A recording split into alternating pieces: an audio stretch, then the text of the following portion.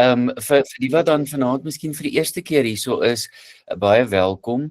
En ons gaan soos altyd maak, ons begin met 'n kort gebed en so vanaand vat ons nou daai tema van 'n Christen is iemand wat goeie dinge doen en dis dan aan die hand van Jakobus 2. So as jy dalk 'n Bybel naby het en wil oopmaak daar, ons gaan so bietjie na 'n paar van die verskillende verse op kyk. En dan maak ons die keer so. Kom ons raak stil. As julle miskien net almal kan seker maak dat julle mikrofone af is of dat julle gemute is. Dit lyk daarom aan my kant redelik so. Maak maar seker julle is gemute in geval daar 'n agtergrondgeluidjie uitglip of deurglip, dan ja, kom ons bid.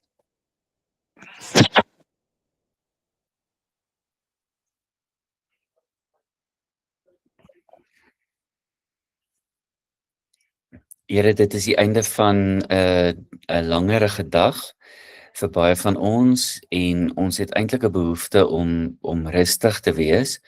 So ons bid daarom dat ons elkeen se hart en siel sal oop wees vir dit wat ons vanaand dalk moet hoor of beleef. Ons bid dat ons nie noodwendig nuwe kennis sal bykry nie, maar dat ons regtig aangeraak sal wees deur u woord. Hierdie is Bybelskool en dit gaan oor u lewende woord. Lei ons asseblief daarom en help ons om so goed as moontlik en so ontvanklik as moontlik te luister en ook deel te neem. Ons bid dit in Jesus se naam. Amen. Daarna, ekskuus, maar kan ek jou vra om dalk net jouself te mute? Daar's agtergrondgeluide wat ongelukkig deurkom. Dit sal gaaf wees as jy dit dalk vir ons kan doen. Goed, Jakobus 2 dan, ons gaan so by die 14de vers begin. As julle dalk dit kan oopmaak, maar kom ons begin vanaand so 'n bietjie by ons konteks. Deel van die realiteit van die dag en van 2026 is dat ons so maklik opgeneem kan word in ek wil amper sê in oppervlakkige identiteite. Ek stel myself voor aan die wêreld as X of Y of Z. En hierdie brief van Jakobus is iets heeltemal anders. Dit gaan glad nie oor dit wat op die oppervlak is nie, of dit wat ons kan aanbied as 'n weergawe van onsself nie. Dit sny regtig baie diep tot by wie ons regtig is of by wie ons regtig moet wees, wat 'n Christen in wese is. Kan ek net herinner aan die begin van hierdie reeks, ek het gesê, of ons het vir mekaar gesê, 'n Christen is iemand wat 'n verskriklike diep vereenselwiging het met die naam van Christus. Met ander woorde, dis amper asof 'n mens kies en sê, ek wil toelaat dat my identiteit en die identiteit van Jesus amper een word, dat dit merge. Nou, ons weet, dit is nie so maklik, dis makliker gesê as gedaan, maar dis die behoefte, dit is waarvoor ons opsign as ons sê, ek wil die naam Christen dra. En ek gaan met dit afsluit ook, maar ek het 'n ongemaklike, amper 'n voorbeeld of 'n uitdaging wat ek vanaand amper in ons midde wil sit. Kom ons sê, Rudy Swanepoel word aangekla daarvan dat hy 'n Christen is en hy moet in die hof verskyn. Die vraag is, gaan daar genoeg bewyse wees wat sê wat bewys dat Rudy regtig 'n Christen is? En ek moet sê, as ek eerlik met myself is, omdat ek weet wat in my hart en in my binneste is baie keer, omdat ek my eie frustrasie baie keer met die wêreld, met my naaste, as ek eerlik is daaroor, dan wonder ek, gaan daar genoeg bewyse wees om my skuldig te bevind aan hierdie aanklag dat ek 'n Christen is? So, dis 'n ongemaklike voorbeeld om mee te begin, maar ek sit dit in ons midde.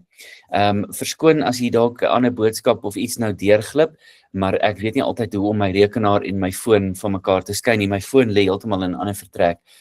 Jammer dat hier nou self van my kant af dan nou ook 'n geluidjie deurkom. Goed, so die vraag is nie, wie is ek op die oppervlak nie, die vraag is, wie is ek in my diepste binneste?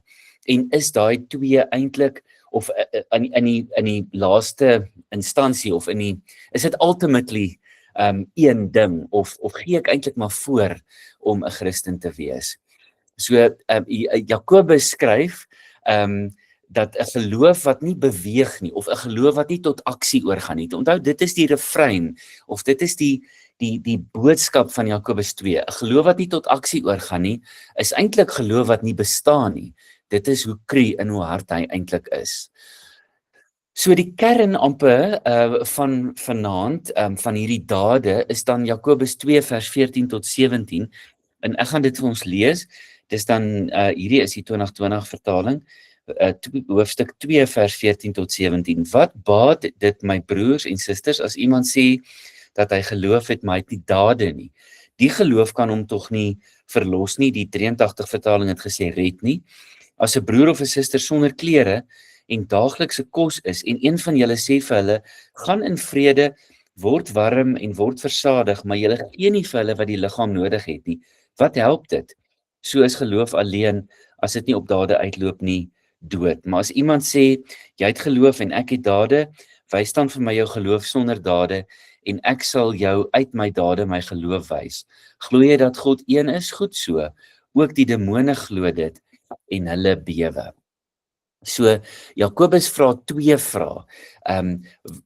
Wat beteken dit, of wat baat dit, of wat 'n waarde het dit, as iemand sê hulle het geloof, maar hulle het nie werke ook nie, of hulle geloof gaan nie oor in sigbare dade nie, en dan vra hy, kan daai geloof hom of haar red? Nou, daar's 'n redelike prominente Nuwe Testamentiese teoloog, Luke Timothy Johnson, wat sê dat Jakobus is nie in teenkanting of in oppositie van Paulus se regverdiging deur geloof nie. Onthou nou, baie van ons wat diep en goed gereformeerd groot geword het, is amper gewaarsku teen die goeie dade, omdat jy jouself sou kon flous om te dink dat die goeie dade jou red, of dat jy jouself red deur die doen van goeie dinge. Dan sê Johnson, Jakobus interrogate 'n cerebrale geloof, 'n geloof wat sê, my geloof is amper privaat, dit is iets hier binne, en dit hoef nie noodwendig tot dade oor te gaan nie. Nou, Jakobus se woord in Grieks vir geloof, bedoel eintlik lewenstyl, of 'n leefstyl, en dan ook vertroue. Dit is belangrik om dit te sê, dis 'n lewenstyl wat 'n groot komponent van vertroue op God insluit. Jakobus gee nogal 'n tammeletjierige voorbeeld, wat baie in your face is, veral ook in Suid-Afrika, veral ook in Johannesburg. Daai voorbeeld van die persoon wat nie klere het nie, of nie daaglikse kos het nie. Dit is eksplisiet so gesê in die 2020 vertaling, sonder iets om daagliks te eet. En dan die uitspeel van die voorbeeld wat Jakobus dan gebruik is, hy sê, jy kan nou daar verbystap en sê, gaan in vrede, ek hoop jy kry klere, of ek hoop jy word warm, dan sê hy, jou woorde beteken eintlik niks nie. Nog iemand sê dan, Douglas Moo sê, dat as jy na Jakobus luister, of hom ernstig opneem, dan beklemtoon hy dat werke, die dade waarvan Jakobus praat, is nie wettiese rituele om God se guns te verdien nie, maar dit is die vrug van 'n nuutgemaakte hart. Met ander woorde, as ek sê dat ek op 'n stadium my hart, my lewe, my hele wese vir die Here gegee het, en die naam Christen begin dra het, dan moet ek vir myself vra, wat se vrug dra my lewe? Bevestig die vrug van my lewe, daai daai hart wat vernuwe word. So, kom ons gaan 'n klein bietjie terug na Jakobus 1 toe. Want dis eintlik waar hierdie gedeelte begin, eintlik by vers 19, maar ek gaan gou-gou terugverwys na vers 22 tot 25. En dit is ook 'n groot deel van die kern van vanaand. Jakobus sê wees doeners van die woord en nie slegs hoorders wat julle self mislei nie. Want wie 'n hoorder van die woord is en nie 'n doener is nie, is soos iemand wat sy eie gesig in 'n spieël sien. Hy sien homself, hy gaan weg en vergeet onmiddellik hoe hy gelyk het. Maar wie diep in die volmaakte wet van vryheid inkyk en daaraan hou, sal gelukkig wees in wat hy doen, omdat hy nie 'n vergeetagtige hoorder is nie, maar 'n doener. So eintlik is die beeld wat Jakobus hier gebruik, die beeld van die spieël en die spier. Dis die spieël waarin ek kan kyk en as ek omdraai, vergeet ek wat ek gesien het, of die spier, maar ek smile nou ook in my binneste, want jy weet as mens nou aan 'n gimnasium dink, dan is daar mos nou nogal baie spieëls op in 'n gimnasium. Jy weet, so die ouens kyk, of ek sê nou die ouens, die mense kyk 'n bietjie vir die spiere wat hulle so oefen. So Jakobus sê, dit help nie, jy sien net in die spieël wat aangaan, maar jy oefen nie ook nie. Jy moet regtig oefen. Nou in 2026 is ons professionele verbruikers. As ek nou my foon oopmaak en ek gaan na Facebook toe of na Instagram toe, dan kry ek 'n klomp inligting. Ek kan 'n klomp inligting kry. Ek kan 'n klomp mense hê wat vir my sê 'n goeie Christen maak so, of 'n volgeling van Jesus doen dit en nie dit nie, maar as ek nie self daai spiere oefen nie, dan beteken dit niks nie. Ons luister podcasts, ons luister preke, ons woon Bybelskool by. Ons hou van goeters wat reg lyk en klink op die internet en op sosiale media, maar ons moet baie versigtig wees om nie onsself te mislei nie. As jy in die spieël kyk en jy sien iets, jy weet verkeerd iewers op jou gesig, maar jy vee dit nie af nie, dan is die spieël nie die probleem nie, jou gebrek of my gebrek aan 'n reaksie was. Jakobus praat van in hoofstuk 1 vers 22 tot 25, praat hy ironies genoeg van die wet van vryheid. So hy praat nie van 'n wet wat beperkend is nie. Hy praat van 'n wet wat vry maak. Met ander woorde, dit beteken wanneer ek as 'n teken of 'n bevestiging van hierdie nuwe identiteit van my, as ek goeie goeders doen, is dit nie 'n chore nie. Dis nie soos om nuwe bande op jou kar te gaan sit of om jou kar te gaan was of om wat ook al jou belastingopgawe in te vul nie. Dis nie dit nie. Dit is die hoogste uitdrukking eintlik van menslike vryheid, van hierdie ongelooflike vryheid wat Jesus vir ons gekoop het.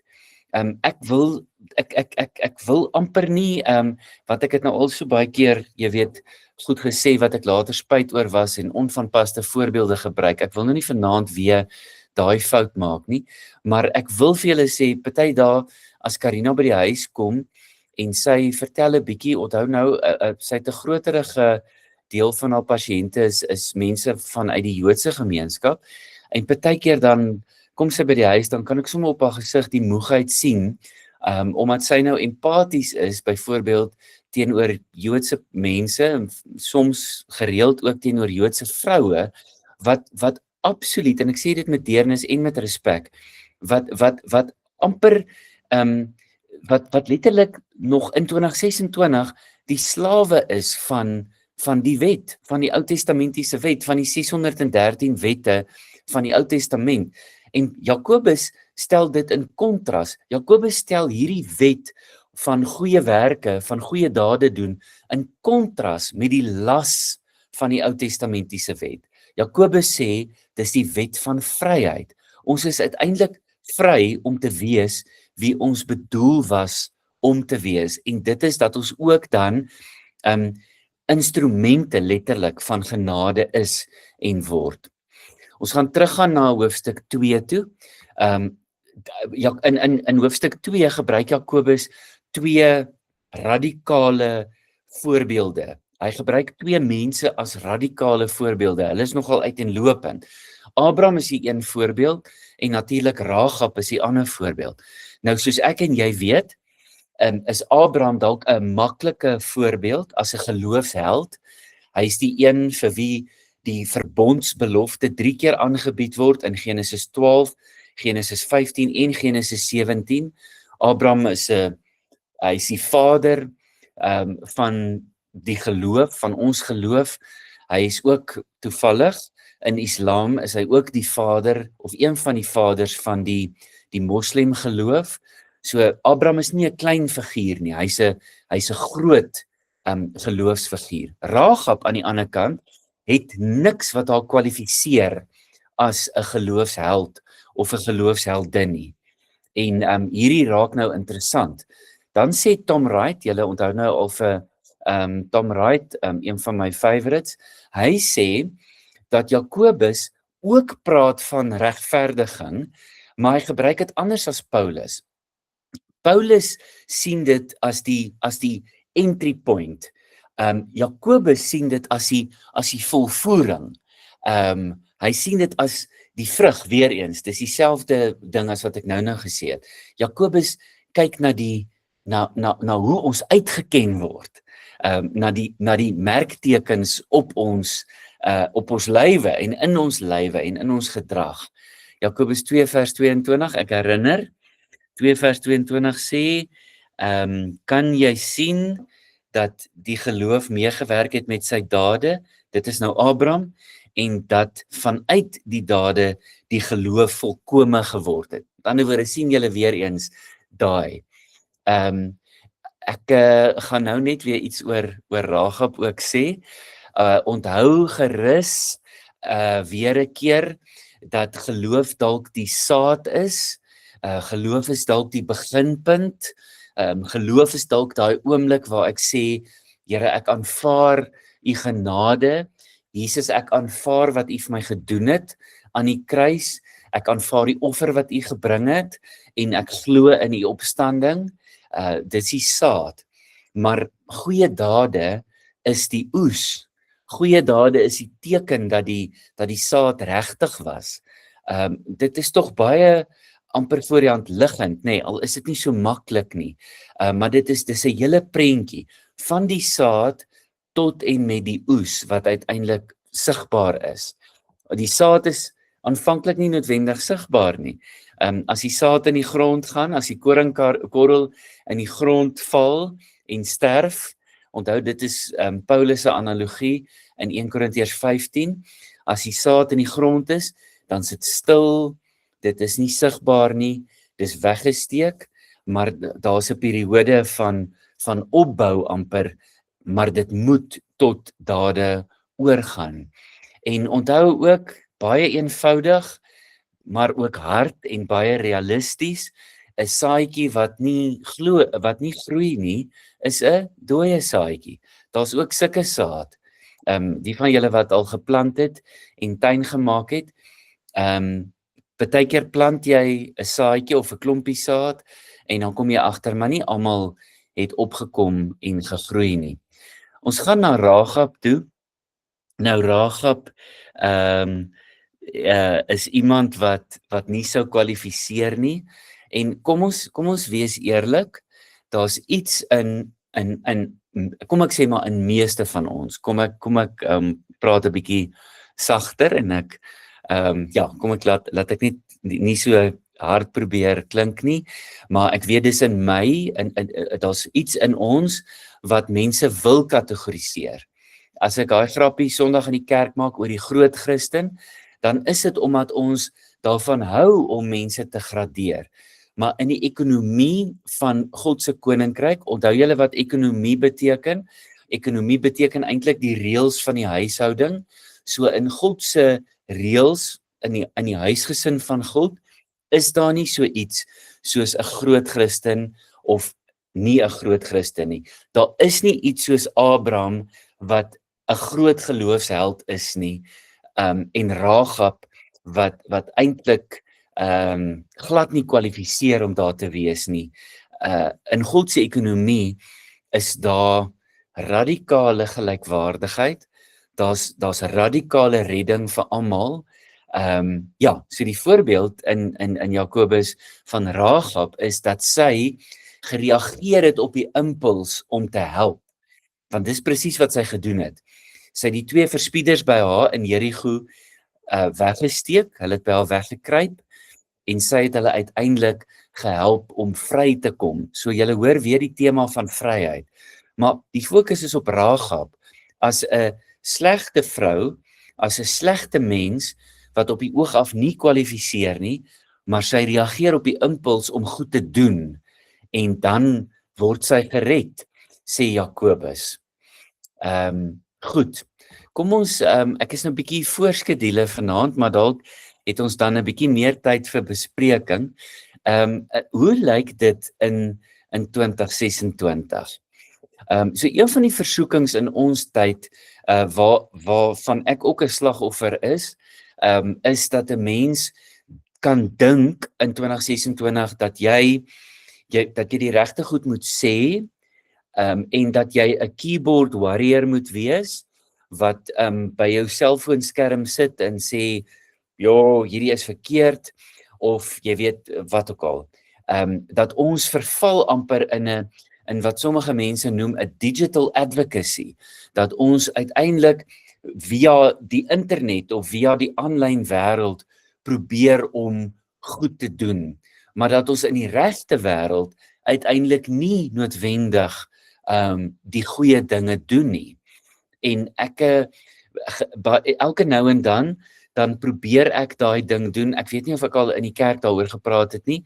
Ek probeer regtig my bes om elke nou en dan, ek doen dit nie genoeg nie, maar ek probeer om 'n random act of kindness te doen. En een van die maklikste plekke om dit te doen is by die betaalpunt. Ek parkeer altyd op dieselfde plek by Cresta en ek was amper nog nooit daar waar daar nie iemand by die betaalpunt van die parkering voor my gestaan het nie. En dan elke nou en dan is daar iemand wat sukkel met klein geld of met die nood, jy weet daai noodslot van die parkeerbetaalmasjien. Daai note goed werk nie altyd lekker nie. En my bankkaart is op my foon en daai ding werk nou nogal 99% van die tyd. Ek kan eintlik maar sê 100% van die tyd. En dan my random act of kindness waar ek voel in daai oomblik maar hierdie persoon moet eintlik nou gehelp word. Ek doen dit nie genoeg nie, hoor my mooi. Maar dan vat ek net my foon en ek sê vir die persoon, sal jy omgee as ek jou help? En om dan nie die geld terug te wil hê nie, want partykeer sê die mense dan, maar hier is vir jou die R10, jy het nou net vir my R8 betaal, dan wil hulle vir jou die geld gee, dan sê jy, nee, maar die R8 gaan my nie armer maak nie, ek doen dit met liefde vir jou. So, dis nou net 'n stupid voorbeeld, maar dis miskien 'n vorm van 'n voorbeeld. En natuurlik, een van julle of 2 van julle het vorige keer daaroor gepraat, dat ons nie moet miskyk, dat ons byvoorbeeld as gemeente 1 of 2 goed probeer doen in ons gemeenskap nie. Ons moenie die heeltyd vasval in die ding van, maar ek doen nie genoeg nie, jy weet, of daar so baie ander nood in die wêreld. Daar gaan altyd meer nood wees as wat ons kan aanspreek. So dit is ook deel van ons realiteit. Onthou nou net gou-gou, ek gaan nou begin kom by voorlaaste opmerkings. Julle weet nou, ek dreig altyd om die vliegtuig te laat land en dan is dit 'n leedreigement, dan het ek altyd nog 1 of 2 verse wat ek bysing. Onthou nou net dat Jakobus uiteindelik presies dieselfde taal praat as byvoorbeeld Micha 6. Micha 6 vers 8 wat sê, die godsdiens wat God vereis, is om vir die weduwee en die weeskind om te gee. Dis presies dieselfde taal wat Jakobus gebruik. Hy gebruik dieselfde.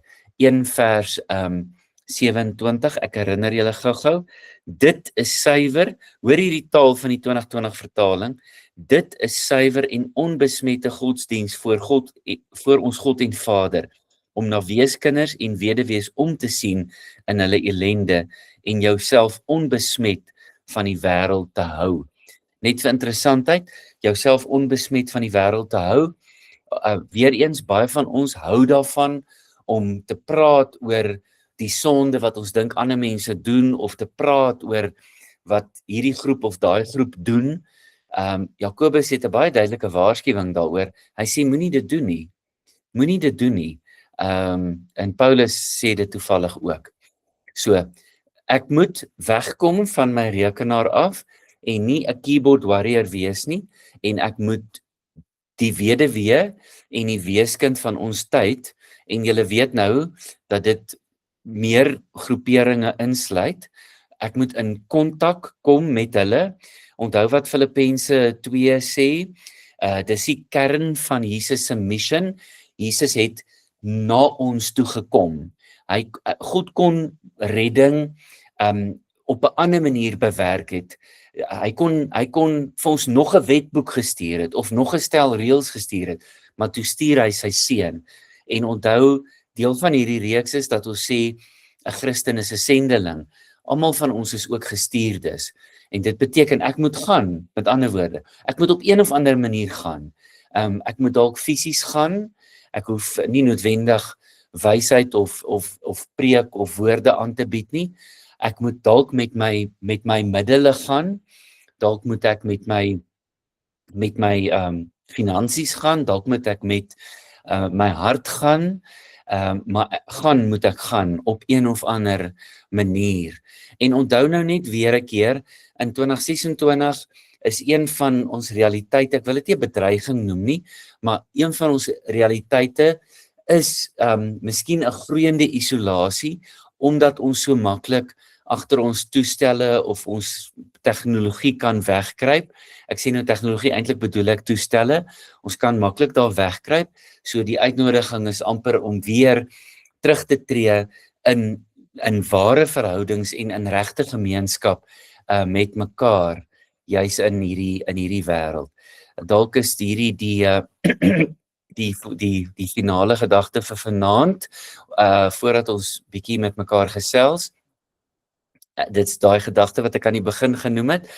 As ek in die beskuldigde bank in die hof staan en iemand sê die aanklag teen hom is dat hy 'n Christen is, sou daar genoeg bewyse wees, goeie dinge wat kan bevestig dat ek regtig 'n Christen is. Jakobus se antwoord is dat 'n private geloof of 'n geloof wat net 'n saadjie bly, is eintlik maar 'n dooie geloof. En 'n lewende geloof is 'n aktiewe geloof op 'n manier. En daai aktiwiteit, ek gaan nie sê dit moet so of so lyk nie, maar waar is die tekens van lewe? Waar is die doen gedeelte van my geloof? En ek sê weer 'n keer, as ons net vir 'n oomblik ook die taal van Paulus kan onthou 1 Korintiërs 12, 13 en 14 is 'n eenheid. Ons lees dit baie keer los van mekaar. 1 Korintiërs 12 praat oor die liggaam van Christus. Met ander woorde, ek kan nie hierdie op my eie doen nie. Ek kan nie op my eie probeer goeie dade doen nie. Ek is deel van die liggaam. Ek het vir julle nodig. Ons het mekaar nodig. Ons is lede van dieselfde liggaam van Christus. Dan 1 Korintiërs 13 wat sê die liefde is die belangrikste. Al praat ek die tale van mense en engele en al het ek die geloof om berge te kan versit, maar ek het nie die liefde nie, dan is ek niks. En dan 1 Korintiërs 14 praat weer oor die liggaam en oor die gawes, die verskillende gawes wat die liggaam het. Nie almal van ons kan dieselfde goed gaan doen nie, maar ons moet elkeen volgens ons gawe die ding gaan doen wat ons kan doen en waarvoor ons geseën is, of met 'n geestelike gawe of met 'n materiële gawe, wat dit ook al mag wees. Maar ons moet onthou, ons doen dit altyd saam. Miskien dit is dalk te maklik om nou hierdie vraag te vra, maar dit is te maklik, want elke paar weke dan staan daar iemand in die kerk wat vertel wat ons as gemeente byvoorbeeld doen. Jy weet, daar is bergsorg, daar is die vleis wat ons kook, daar's die etes wat ons voorberei, daar's die verskillende goed wat ons probeer doen. Maar dalk wil julle of 'n storie vertel. Kom ons kom 'n bietjie uit ons koppe uit. Dalk is daar 'n insident wat jy wil vertel waar jy dalk die ontvanger was van iets goeds of iets mooi, of waar jy, kyk, ons breek nou nie daai reël van die linkerhand moenie weet wat die regterhand doen nie. Dis nie wat ek nou probeer doen het met my voorbeeld van die parkering nie.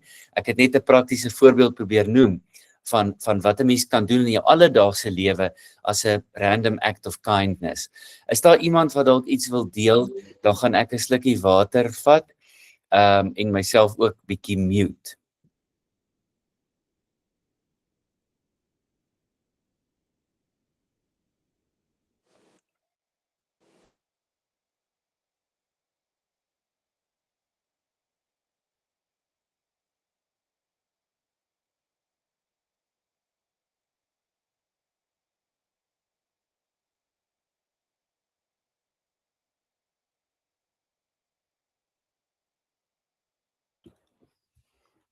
Rika het my gewaarsku en gesê die mense wil nie praat nie, maar as iemand eers iets gesê het, dan sal die ander begin praat.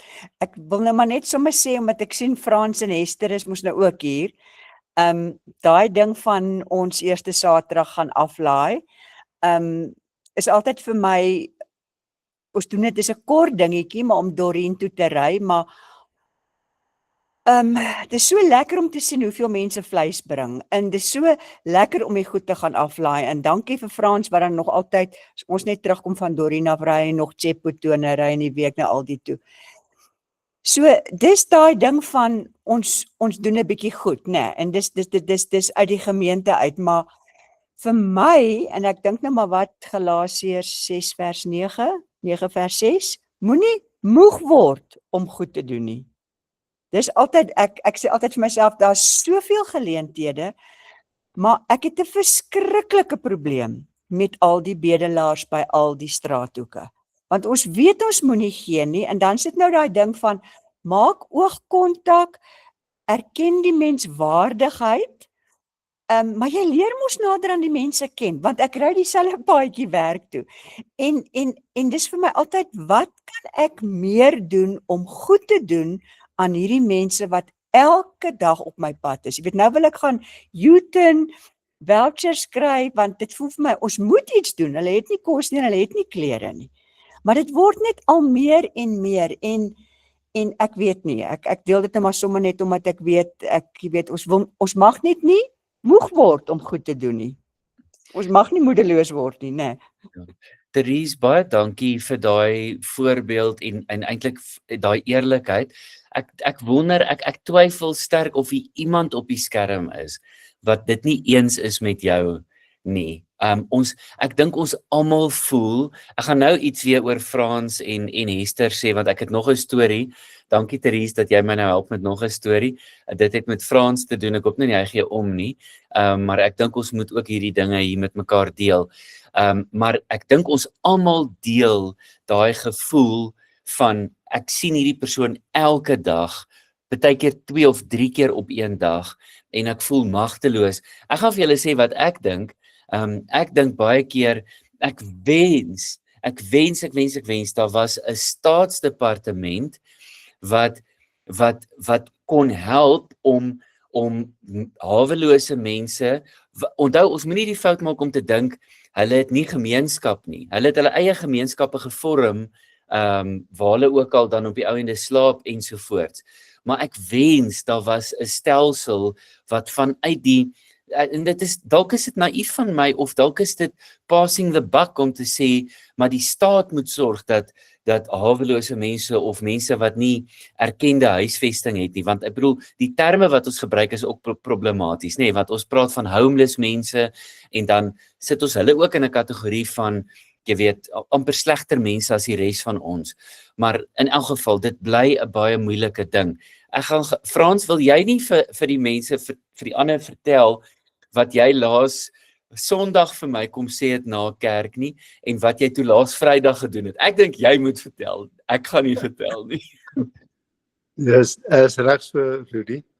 Ja, nee, ek wou terwyl jy nou praat het, dog ek daarom nou ook net sê wat my belewenis is en ek sê dankie ook vir Therese wat my altyd inisiatief neem vir ons uitreik en ons vrugte en goeders wat ons doen. Maar jy weet, vir my het dit begin 'n gewoonte raak. En toe het ek by Doreen van 'n aksie gehoor waarmee hulle nou al baie lank besig is. En dit is wat hulle noem die Friday Kids. Nou Doreen het in haar ou klein erfie het sy met 'n groepie kinders begin op 'n Vrydagmiddag. Wil natuurlik iets gee om te eet, 'n broodjie en 'n koeldrankie, sappie. En toe het sy met so 10 of 20 kinders begin met so noem dit maar 'n kinderkrans met maar 'n klein boodskapie wat sy vir die kinders gegee het.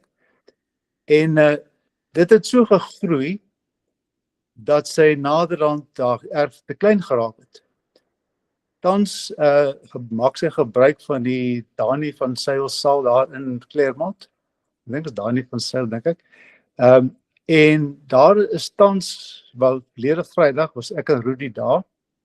En daar is tans so 130 kinders van verskeie skole in Claremont en Newlands, Claremont Laerskool, Westbury Laerskool, Delarey, Esperance, al die skole in die omgewing kom dan daar by mekaar na skool op 'n Vrydagmiddag, kry hulle broodjie en dan word daar nou vir hulle iets aangebied. Nou toe ek dit nou beleef, toe ek nou en ek dink die rede waarom die twee mense van Friday Kids, Doreen is elke Sondag in die kerk en toe kom Jaco en die ou wat hom daar help, Mervin. Toe kom hulle Sondag, die vorige Sondag kerk toe en toe stel ek hom nou voor na Rudy en te vertel ek vir hom vlugtig wat die hele situasie is. En goed, ek wil nou nie te lank hierop uitbrei nie, maar die feit is dat daar goeie werk in ons gemeente gedoen word, behalwe voedseluitreiking. So voedseluitreiking het nou oorgegaan, of hoe kom ek sê, ons Christelike geloof het oorgegaan tot dade, nie net op 'n fisiese vlak nie, maar ook op 'n geestelike vlak. So ek dink hier is iets moois, iets goeds wat nou hier gebore is, wat eintlik nie nou gebore is nie, dit is eintlik al 'n voortgaande hier situasie, wat nou hele lang ruk aan die gang is. En ek dink hier is 'n geleentheid vir ons as gemeente om op 'n manier betrokke te raak. Ek noem 'n voorbeeld van daai 130 kinders, dis alles laerskoolkinders, daar's kleintjies van 2, 3, 4 jaar ouer kinders wat saam met die boetie en sussie moet kom en met hulle moet opgepas word in die middag. Dan word die kleintjies saamgesleep en so daar is van graad van 3, 4 jariges tot omtrent 12, 13 jariges. Van daai kinders het nie, die meeste van hulle het nie Bybels nie, of ek dink nie daar's een wat 'n Bybel het, byvoorbeeld. So ek dink hier is 'n geleentheid vir ons as gemeente om intens betrokke te raak by so 'n aksie. Rudy kan op uitbrei, hy was toe, dankie Rudy ook, hy was Vrydagmiddag saam met my daar, en ons het dit beleef, en ek dink net daar word wonderlike werk gedoen deur Doreen se helpers daarso. Ja. Dankie Frans, dit was absoluut nou eerste prys dat jy self daaroor gepraat het. En ek is so bly jy het my saamgevat. So ek wil net gou-gou ietsie sê weer. So onthou, baie keer as ons dink ons help iemand, dan dink ons die persoon vir wie ons help gaan beter voel of gaan goed voel. Maar ons moet nie vergeet hoe dit ons laat voel as ons iemand help nie. En dis iets weer eens wat mens moet oefen, wat mens moet doen. Die oomblik as jy iemand help, dan voel jy eintlik goed. Ek kan nie vir julle sê nie, ek moenie te veel daaroor sê nie, want dis baie dis vir my amper te heilig om jy weet om amper daaroor te praat, maar Vrydagmiddag, jy weet nou is ons, daar was 2 ander mense van Bergbron gemeente wat nou deur Dorien ook eintlik daar gekom het. So dit was ek en Frans en die 2 ander persone en dan nou Dorien en die paar helpers, die mense wat die ding. So ons het so half bietjie nie ons afstand gehou van die kinders af nie, maar jy wil nou nie opdringerig wees en inmeng en wat ook al nie. Maar jy weet jy glimlag en jy groet en so aan.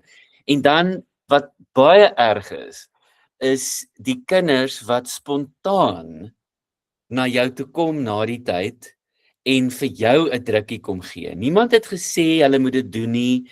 Niemand het in hulle oor gefluister, daar's 'n sad 53-jarige oom, jy weet, gaan gee vir hom 'n drukkie nie. Hulle kom net en hulle kom druk jou en kom groet jou. Dit is intens, dis wonderlik, dit is heilig, dit is, so Frans van my kant af baie dankie. Ons moet vir Dorien ondersteun, daar's intussen 'n goeie verwikkeling. Die idee is dat ons, Frans, ek het nog nie met jou hieroor gepraat nie, ek sal jou laat weet, ek sal die inligting stuur. So ons kan ook nie net groot mens Bybels vir daai kindertjies gee nie, ons moet vir hulle kinderbybels gee. So dis dalk 'n volgende fase van die projek dalk, is om 'n hele klomp kinderbybels aan te koop en dit vir hulle te gaan gee. En dalk moet ons dit fisies gaan gee, dalk moet ek stap met my Bybeltjie en dit daar vir 'n kind gaan gee. So, goed, nog iemand, 'n vertelling, of dit hoef nie iets, dit kan iets swaar ook wees, soos om te sê ek voel oorweldig deur al die nood, of ek het compassion fatigue, of enigiets. Nou julle, ek is nou nie eintlik iemand wat nou vreeslik graag my stem wil nou hierso vir julle wil vertel nie. Maar wat iets wat al vir baie jare daar by Harrelsbaai ook daar so opdraande. En ek dink as ons net 'n bietjie meer bewus daarvan is, van hierdie huiswerkers wat vroeg opstaan en dan gaan werk hulle die hele dag.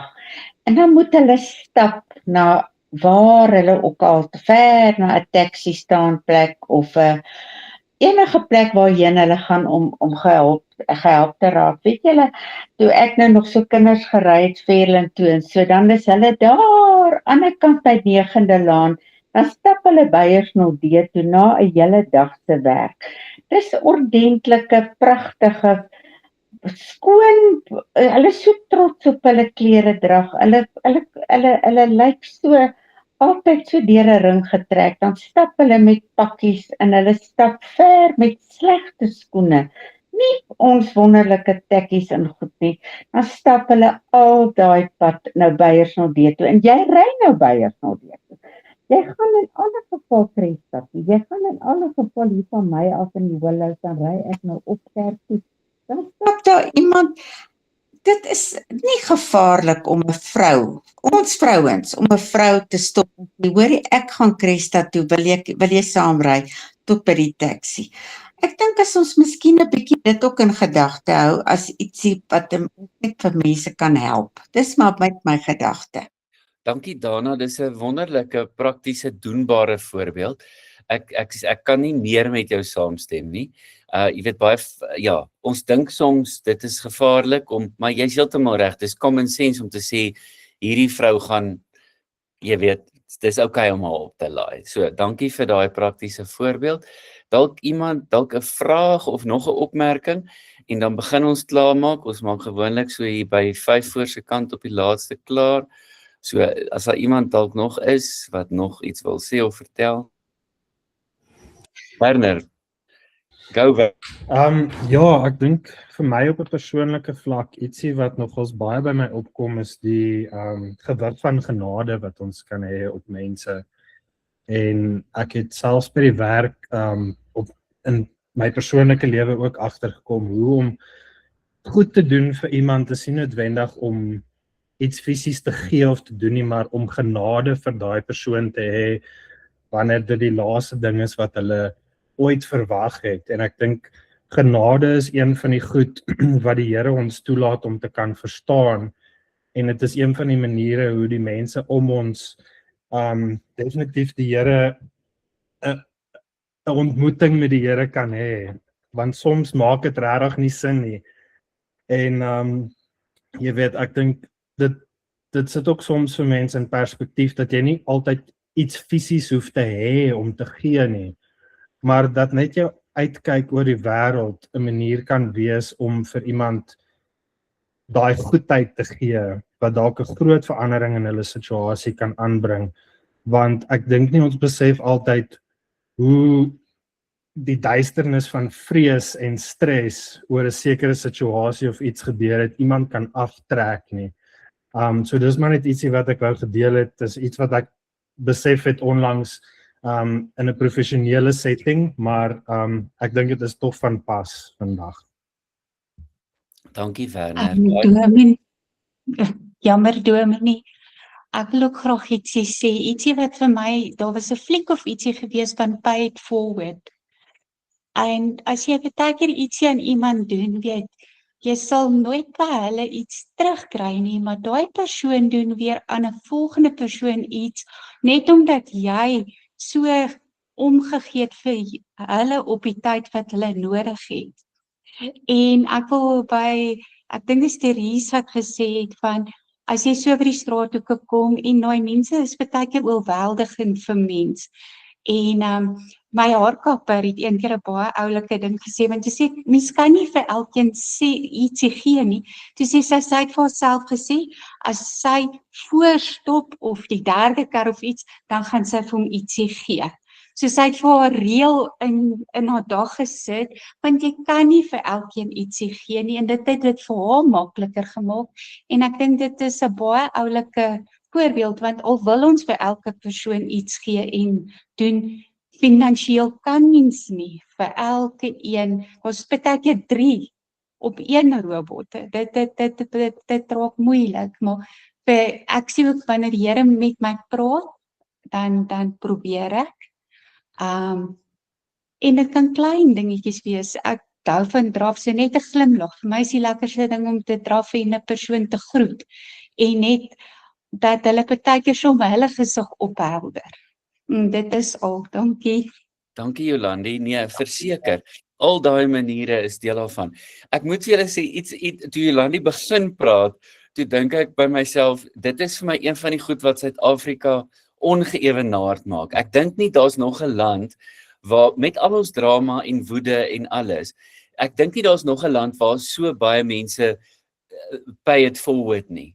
En onthou, moenie dink ek sê dat dit wel af mense is of jy weet middelklas mense wat mense wat minder het die heeltyd help nie. In die swart gemeenskap, in die armste van arm gemeenskappe, vind die ongelooflikste paying it forward plaas, wat ons baie keer nie 'n klou van het nie. Ek het nou nie bedoel om te sê armoede is net 'n swart probleem nie. Ek het nou maar net daar gegaan om te sê baie keer op plekke waar ons dit nie verwag nie, is daar ongelooflik baie wederwysige hulp, meer baie keer as in ander gemeenskappe. So iets wat Jolandi gesê het my net daaraan laat dink dat Suid-Afrika is 'n plek waar daar baie uitreiling van middele plaasvind en waar mense mekaar eintlik baie help. Ek dink meer as wat ons op 'n daaglikse basis dalk waardeer of besef. Goed, is dit reg met julle Ek het so 'n mooi storieetjie wat ek graag wil deel na aanleiding van wat jy nou sê. Een van my kliënte is 'n haar ma se prostituut gewees. So sy en haar sussie opgepas, sy was 8 jaar oud en sy en haar sussie was alleen by die huis. Toe kom daar 'n bedelaar wat kom vra vir kos. Toe sê sy, ons het nie kos. En 'n rukkie later is hy terug met 'n halwe brood. Het een van die ander huise vir hom 'n brood gegee en hy het teruggekom en 'n halwe brood vir hulle twee gegee. So ja, dit is net vir my een van die verstommendste verhale om te besef presies wat jy nou gesê het. Dankie Ansie, baie dankie daarvoor. Baie dankie.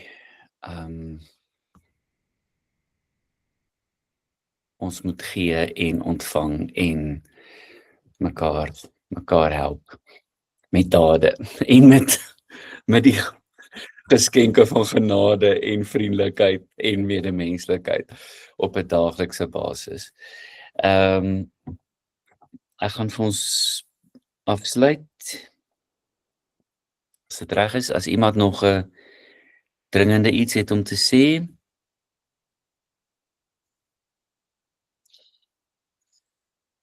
Gelukkig is mense wie se lewenspad onberispelik is en wat die wet van die Here volg. Gelukkig is hulle wat hou by sy bepalings, wat hom met hulle hele hart soek, wat ook nie onreg pleeg nie, maar net sy paaie volg. U het self u opdragte gegee, sodat mense dit noukeurig sal nakom. Ag, was my lewenspaaie maar standvastig, sodat ek u voorskrifte kan nakom. Dan sal ek nie beskaamd staan terwyl ek op al u bevele let nie. Ek prys u met opregte hart, terwyl ek u regverdige beslissings bestudeer. U voorskrifte sal ek nakom, moet my tog nooit in die steek laat nie. Here, u het gesê, die grootste van u voorskrifte is dat ons mekaar moet lief hê. En dis juist daar waar ons baie keer sukkel, waar ons dit baie keer nie reg kry nie, maar ons hoor weer 'n keer vanaand dat ons mekaar moet lief hê, dat ons die geringstes van die wêreld, die geringstes in ons eie oë baie keer, dat ons hulle moet lief hê en vir hulle moet goed wees en ook vir hulle moet toelaat om vir ons goed te wees. Dankie vir hierdie ekonomie, hierdie onderste bo ekonomie van u koninkryk, dat dit nie gaan oor die wat vry is, of die wat slawe is, of die wat mans is, of die wat vroue is, of die wat Grieke is, of die wat Jode is nie, maar dat ons almal in u een kan wees, en moet wees, en kan besef, ons is afhanklik van mekaar, en ons moet goed doen aan mekaar. Ek bid vir elkeen op die skerm, ek bid dat u vir ons elkeen 'n goeie nagrus sal gee, mag ons rustig slaap met die wete dat u ons deur en deur ken, en dat u ons liefhet, en dat u ons intens liefhet, en intens vir ons omgee, en daai omgee en besorgdheid en liefde ook deur ons na ander mense wil laat vloei, en die genade, soos Werner gesê het. Dankie vir elkeen met hulle perspektief op u en op u woord, vir elkeen se gawes, dit wat elkeen doen en bring, of dit sigbaar en tasbaar is of nie. Dankie vir ons almal wat saam u kinders kan wees en u kan probeer volg en dien. Ons bid dit alles in Jesus se goeie en sterk en reddende naam. Amen. Julle moet elkeen baie lekker slaap en ons sien mekaar DV volgende week. Die reeks gaan nog aangaan in die eredienste, maar ek gaan eers volgende week eindig het ons het eers bietjie hierso en dan kan julle weer na iemand anders luister. Wat lekker gaan wees. Julle moet baie lekker slaap. Dankie. Dankie julle. Tata. Baie maal.